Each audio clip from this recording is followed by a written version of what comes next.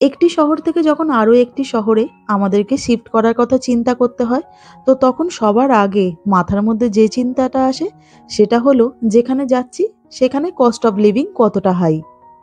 যেমন ধরুন, কলকাতা, দিল্লি, মুম্বাই, ব্যাঙ্গালোর এই প্রত্যেকটাই ভারতের সব বড় বড় শহর। কিন্তু দিল্লি, মুম্বাই বা ব্যাঙ্গালোরে কস্ট অফ লিভিংই বলুন বা প্রপার্টির ভ্যালুয়েশনই বলুন, অনেক কিছুই আমাদের কলকাতা থেকে কিন্তু অনেকটাই হাই।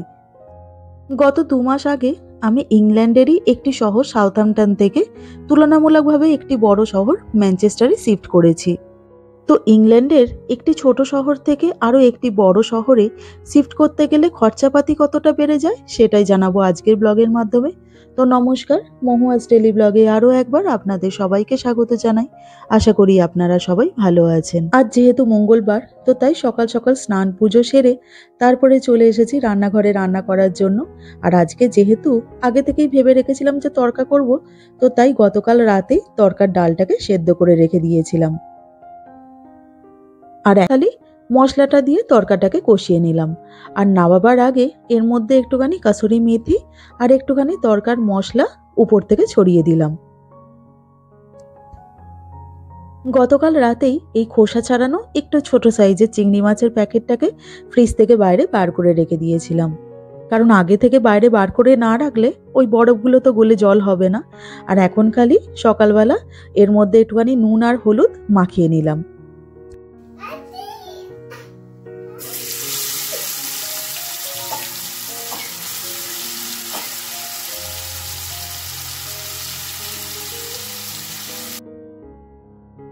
চিংড়ি মাছটাকে একটুখানি অল্প করে কাঁচা ভাজা টাইপের করে নেব। কুহু যেহেতু চিংড়ি মাছটা খেতে একদম পছন্দ করে না, তো তাই আমাদের বাড়িতে চিংড়ি মাছটা খুব একটা বেশি হয় না। আবার সুদীপ্ত চিংড়ি মাছ খেতে খুব ভালোবাসে। এই চিংড়ি মাছের ঝালটা বানাবার জন্য একটুখানি কালো জিরে আর কাঁচা লঙ্কা ফোড়ন দিয়ে দিয়েছিলাম। আর চিংড়ি মাছটা যেহেতু একটুখানি পেঁয়াজ দিয়ে করলে বেশ ভালো খেতে লাগে, তো তাই জন্য একটুখানি কেটে রাখা পেঁয়াজও এর মধ্যে দিয়ে দিলাম। আর এই যে চিংড়ি মাছের ঝাল বানাবো বলে, তো তাই সর্ষেটাও গতকাল রাতেই ভিজিয়ে রেখে দিয়েছিলাম। আর এখন খালি মিক্সিতে পেশাই করে নিই।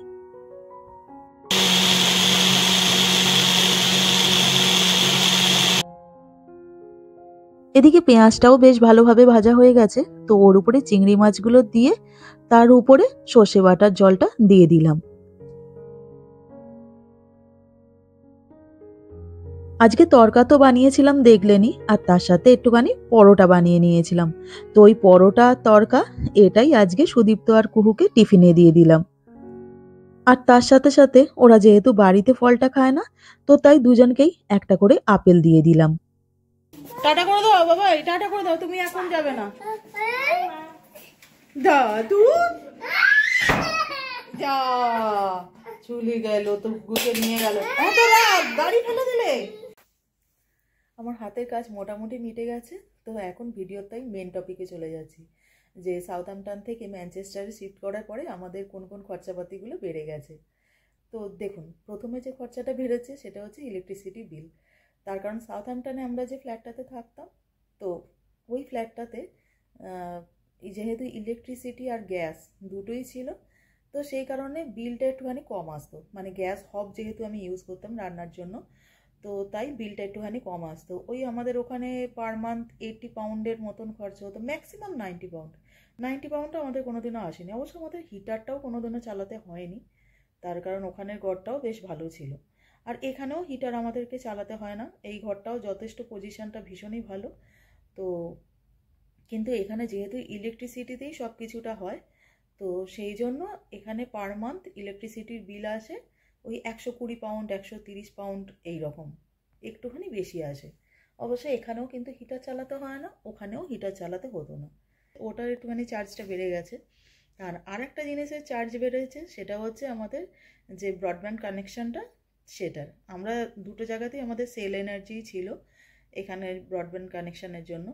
তো সাউথহ্যাম্পটনে একদম স্পিডটা ভালো ছিল না, যে ব্রডব্যান্ডটা মানে সেল এনার্জিরই ওখানে আর কি স্পিডটা একদম ভালো ছিল না। মানে একটা সামান্য ধরুন আমার এই ভিডিওই যদি আপলোড দিতে যেতাম, অন্তত 2 ঘন্টার মতন টাইম লেগে যেত একটা ভিডিও আপলোড দিতে। আর এখানে আবার সেটা মাত্র 15 মিনিটের মধ্যে হয়ে যায়। তো সেই জন্য এখানে একটুখানি চার্জটা বেশি পড়ে। তো সাউথহ্যাম্পটনে থাকতে আমাদের ওই 18 পাউন্ডের মতন খরচা পড়তো, আর এখানে লাগে 25 পাউন্ড পার মান্থ। আরও একটা জিনিসের ভাড়া বেড়ে গেছে, সেটা হচ্ছে বাড়ি ভাড়া। আগে সাউথহ্যাম্পটনে যে ফ্ল্যাটটাতে আমরা থাকতাম, আমার আগে ভিডিও যারা যারা দেখেছেন তারা জানেন যে সাউথহ্যাম্পটনের ফ্ল্যাটটায় যেটা থাকতাম ওখানে লিফট ছিল না, পার্কিং ছিল না, আর পুরোপুরি আনফার্নিশ ফ্ল্যাট ছিল। তো ওটার ভাড়া নিত আমার প্রত্যেক মাসে 1200 পাউন্ডের মতন। আর এইটা পুরোপুরি ফার্নিশ ফ্ল্যাট, লিফট আছে, পার্কিং আছে এবং ভালো পজিশন, সব কিছুই ভালো। তো এটার ভাড়া নেয় 1250 পাউন্ড। মানে ওটা নিত কিছুই ছিল না, তাতে নিত 1200 পাউন্ড, আর এটাতে মোটামুটি সব কিছুই আছে, তো এটা নেয় 1250 পাউন্ড। আর এর সাথে একটা সুবিধা হচ্ছে আমাদের, যে যেহেতু পার্কিং আছে বললাম, তো আমাদের তো বর্তমানে গাড়ি নেই, আর আমরা পার্কিংটাকে ওই জন্য ভাড়াতে দিয়ে দিয়েছি। তো সেখান থেকে আমরা 70 পাউন্ডের মতন পেয়ে যাই একটা লোকের কাছ থেকে। যদিও 70 পাউন্ডে অ্যাকচুয়ালি এখানে কিন্তু কেউ ভাড়া দেয় না, মানে এটা অনেকটাই আমরা কমেতে দিয়েছি, ইন্ডিয়ান লোক ছিল বলে তাই দিয়ে দিয়েছি। না হলে এখানে মিনিমাম 80 পাউন্ডের মতন লাগে একটা গ্যারেজ ভাড়া করতে।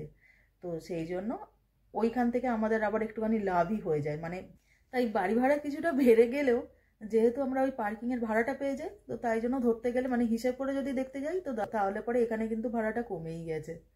আর বাদ বাকি যে সমস্ত জিনিসগুলো দেখুন, ওখানে লিডলে একটা ধরুন পেঁয়াজের বা আদা রসুনের প্যাকেটের যা দাম ছিল এখানেও তাই।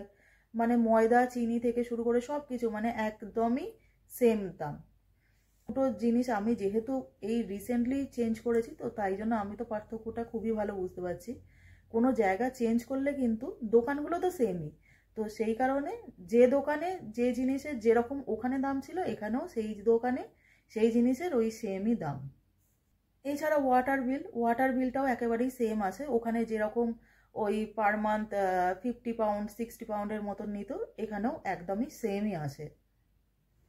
এখানে আসার পরে আমাদের আর একটা খরচাপাতি একদম কমে গেছে, সেটা হচ্ছে গাড়ি ভাড়া।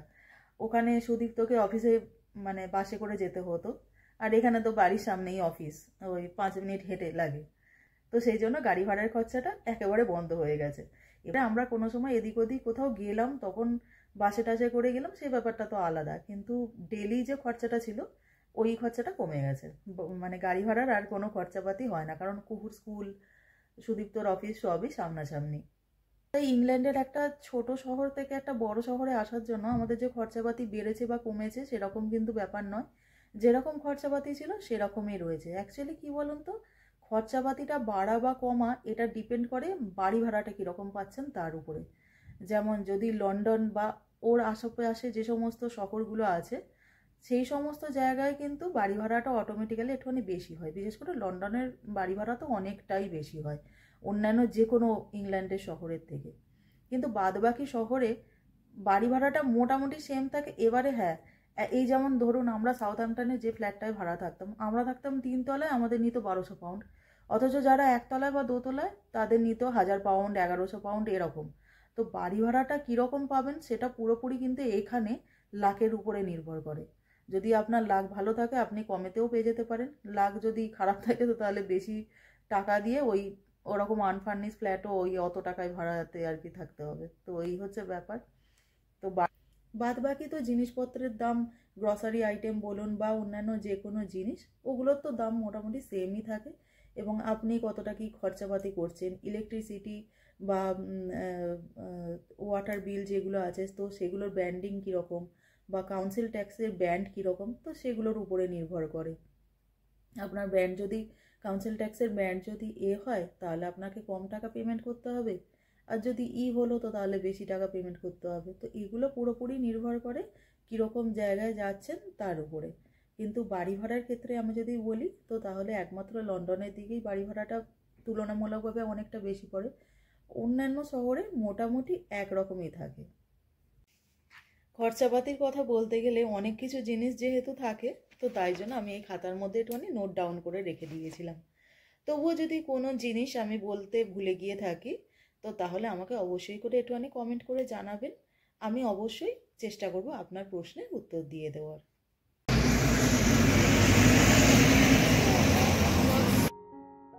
এই সপ্তাহে যেহেতু ইন্ডিয়া বাজারের দিকে গিয়েছিলাম, তো তাই এমনি দোকান থেকে যে সমস্ত কেনাকাটাগুলো করি সেগুলো আর করে ওঠা হয়নি। আর আজকে তাই সুদীপ্ত অফিস থেকে ফেরার পরে আমরা বেরিয়ে পড়েছিলাম কেনাকাটা করতে যাওয়ার জন্য। আর আজকে তাই অনেকটা দেরিও হয়ে গেছে। এখানে আবার দোকানপাটগুলো 9টার মধ্যে বন্ধ হয়ে যায়। সাউথহ্যাম্পটনে থাকাকালীন কিন্তু এমনি উইকডেজগুলোতে দোকানপাট বন্ধ হতো 10টার পরে।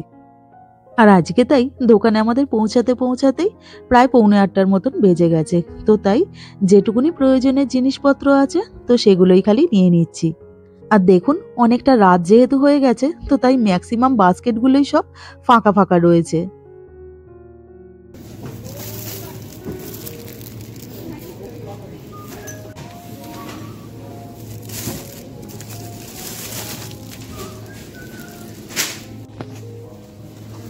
ছোট দেখে নিচ্ছি। বাবা অনেক কিছুই হয়ে গেছে। আমাদের ডিমটাও একদম বাড়িতে শেষ হয়ে গেছিল, তো তাই জন্য একটা ডিমের প্যাকেট ওই বাস্কেটে নিয়ে নিয়েছি।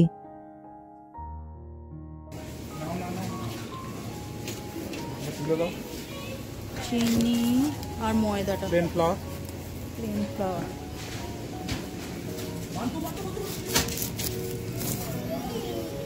বাস ডান। ওটা ফাটা নয় তো?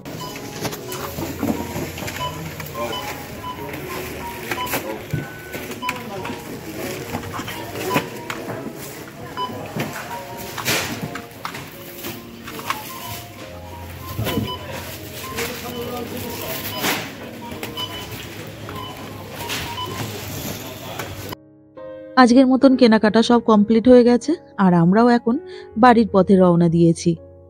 বাড়িতে যদিও একেবারে ডিনার রেডি আছে, তবুও আজকে বাড়ি ফিরতে ফিরতে 8:30টার মতন হবে, আর যে কারণে ডিনারটা করতেও একটু দেরি হবে। তো যাই হোক, রাস্তা দিয়ে যেতে যেতে আজকের ভিডিওটা এখানেই শেষ করলাম। তো আমার আজকের এই ভিডিওটা আপনাদের কেমন লাগলো অবশ্যই কমেন্ট করে জানাবেন, আর পারলে চ্যানেলটাকে সাবস্ক্রাইব করে দেবেন। তো সবাই ভালো থাকবেন, সবাই সুস্থ থাকবেন। খুব শিগগিরই দেখা হবে আরও একটা নতুন ব্লগে। নমস্কার।